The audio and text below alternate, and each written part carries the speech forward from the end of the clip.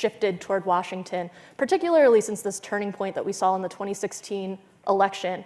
How do you think the relationship has shifted on Silicon Valley's end?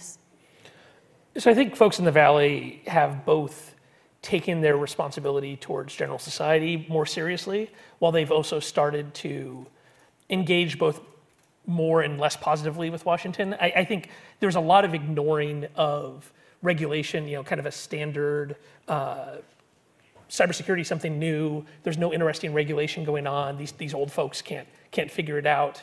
Kind of attitude that kept the companies from engaging in a positive manner. And I think they're finally starting to realize that if you say no, no, no to everything, if you oppose any kind of regulation, that just builds up a huge amount of pressure. And then when the dam breaks, eventually you might have something that's overreaching or not actually helpful.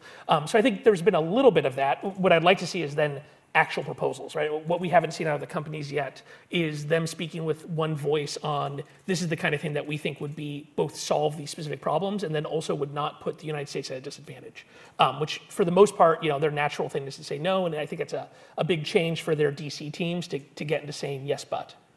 And on that point, what's the likelihood that these companies that do compete very fiercely with each other in a lot of ways, what's the likelihood that they could come together and have a unified voice in Washington? I mean, there are these trade associations. I think what I would rather see the companies really focus on is working together on actually solving the problems, right? And this is something we've seen from other industries. The finance industry has come together on self-regulatory. They have FINRA is a self-regulatory framework. They've come together to say these are the kinds of regulation.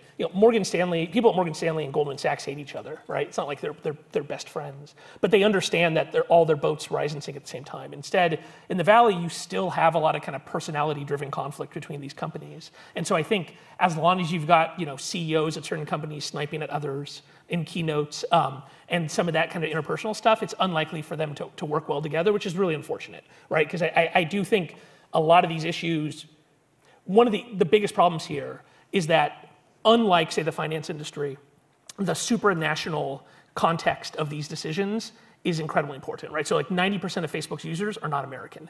And so when you make these decisions, you have to do so in a way that is reflective of all these different legal regimes and all these different cultures.